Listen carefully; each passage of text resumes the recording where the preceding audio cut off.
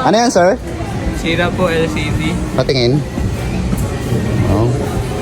Shit, basag-basag guys. Pati So, ano ba nangyari dito, sir? Bakit siya nabasag or bakit nagkaroon ng half yellow screen?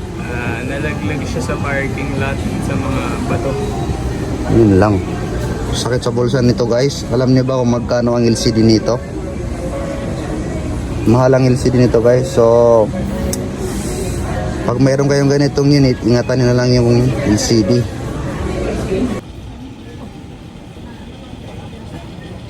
Hi guys, okay na yung cellphone ni sir.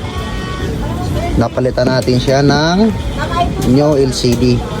Yung ipinalit namin dito is original, galing po yun mismo sa unit. So gusto magpagawa, PM lang po kayo sa FB page namin, cellphonerepair.eb.